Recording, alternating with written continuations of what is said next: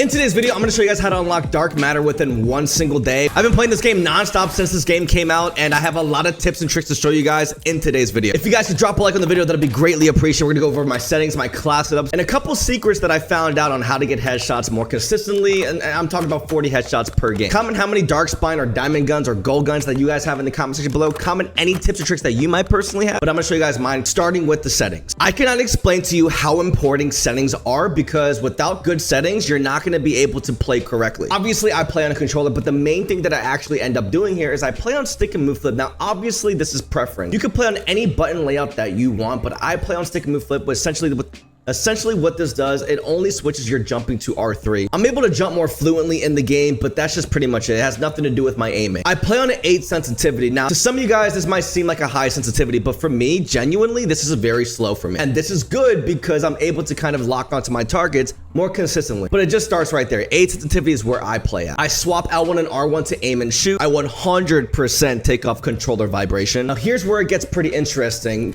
For your dead zone inputs, you want to put this on 0. Your right stick min, you want to put it to the lowest amount to where it doesn't have any stick drift. You want to have it close to 0, but when I have it on 0, I move a little bit. You want to put it to a value where it doesn't move at all when you have your controller on the ground or on the table. That's exactly where you want to put it at, as close to 0. Left trigger and right trigger, you 100% want to put to 0 because you want to aim and shoot as instantly as possible when you click the button. Going on to the aiming tab, you want to go to the aiming advanced settings. I put the aim response curve type to dynamic, and I play around with this, but for me, this is how I get my headshot. Most important part is to enable custom sensitivity per zoom. By default, these are all set to 1, but I put this to 0.90. You could play around with this. You could put any of these to 0.80 to 0.90, and you'll find yourself locking onto your targets way more frequently and more consistently. If your problem's doing headshots with snipers, you want to put the 4x or the high zoom to like 0.80. Therefore, you're able to aim to the head without having a crazy sensitivity when you're aiming down sights. For your movement, you want to put sprint assist to tactical sprint assist, and then you want to put the sprint assist delay to 0. I 100% turn off corner slicing. It is so freaking annoying. And then you want to scroll down till you see movement advanced settings. Tactical sprint activation, you want to enable this to single tap sprint. I'm not going to show you my graphic settings because my graphic settings aren't the best. Like you see, I only have 120 frames, but that's not the most important part. Your most important thing is to enable the best settings for your controller. And then I'm going to show you guys one more simple trick that you guys might take advantage of right here. Go to the interface option right here. You want to go to the right and go to the gameplay HUD. You want to enable your mini map to square. By default, it's on round. When you enable square, you're going to be able to see more of the mini map, which is really important if you play core. If you scroll a little bit more down, you're going to see the crosshair options. You want to put this on static. Static is going to be able to keep your crosshair fixed on the screen. And it's also going to reduce your motion sickness, which is really good because you don't want any of that. Now, if you click square on the crosshair option, you're going to be able to see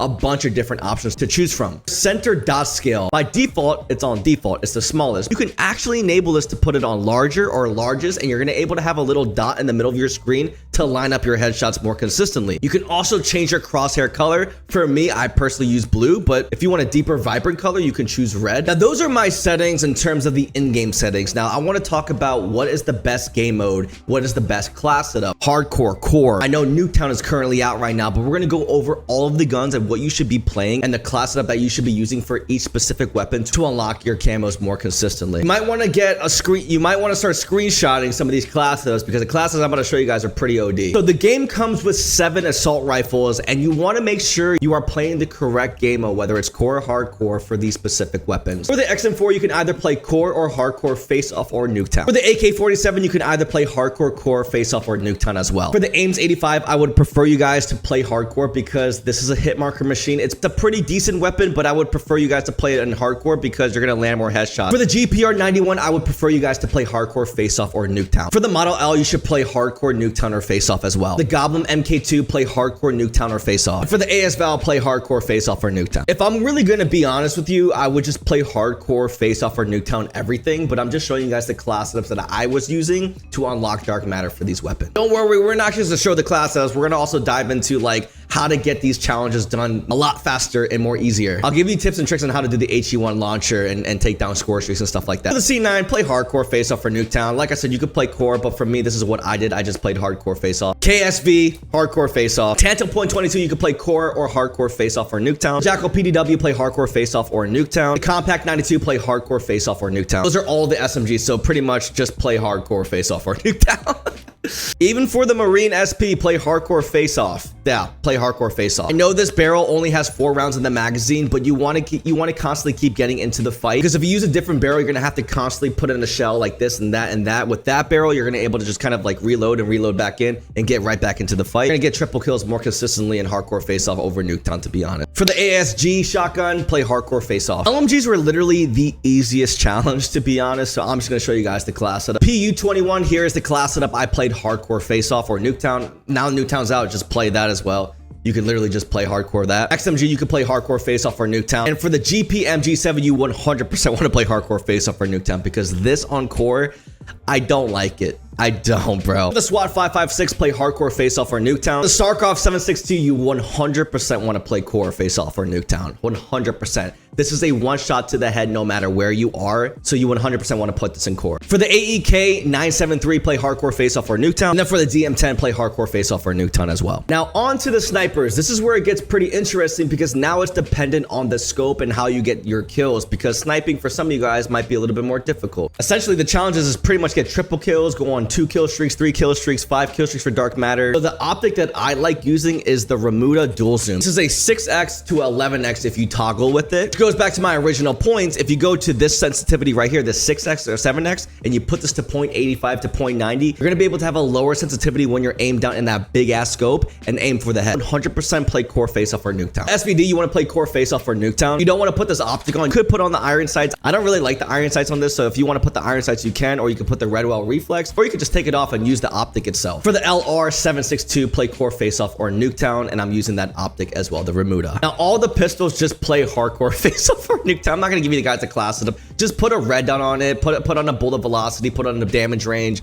and you're gonna get one shots. And I'm gonna show you guys a gameplay towards the end of this video, by the way, so you guys will see that. You're gonna see how broken the pistols are in hardcore. It's just one shots everywhere. You're gonna be able to get these challenges done really, really quickly. Baseball bat, you wanna play hardcore face-off 1000%. Don't play Nuketown. Play hardcore face-off, and you're gonna get one shots with the baseball bat. If you're struggling with this challenge, get 15 kills shortly after switching weapons. You have to have fast stands on. The melee, play core face-off. And now for the launcher. The Sigma is easy, but the HE1 is a little bit more difficult. We're gonna take a look at that in a gameplay literally right now. But first, I want to show you guys how to manipulate spawn points in Nuketown. And I can't promise you anything, but we might be dropping a nuke in Nuketown. I want you guys to enjoy this video. In this current gameplay you're going to see right now, you're going to see me manipulate spawn points with the sentry gun, and overall how to force people to spawn in a certain area on Nuketown. Not just like, oh, let me get in their spawn and spawn trap them. No, there's more to it, and you can literally force them to spawn in a certain area. So now that Nuketown is out, this is probably the best way to get headshots with like ARs, SMGs, or whatever the case may be, or whatever triple kills that you need. Nuketown is probably the way if you're sick and tired of playing face-off. Let me show you guys really quick. I hope you guys enjoyed today's video. Let me know any questions you guys have in the comment section. But without further ado, I want you guys to enjoy this gameplay because we go absolutely crazy. And I'm gonna show you guys how to manipulate spawn point. All right, let's get active. Let's get active. There we go. All right, we're gonna try to get in the back spawn over here. So the key to making them spawn in a certain area is to not directly look at the spawn. You don't want to directly look at the spawn point. They need to get C though, honestly. Ah, damn it. We kind of pushed too aggressively there. It is what it is. I actually prefer them to get A. It's easier to manage the spawn points. Now, obviously, each map is going to be a little bit different. Because this map is so small, we don't even have C yet. We need to get our home flag. That's a must. Because this map is so small, you're going to be able to anticipate where they spawn at more frequently. And that's just kind of it. Go. We're gonna push through. We're just gonna push through. They're gonna spawn over here for sure.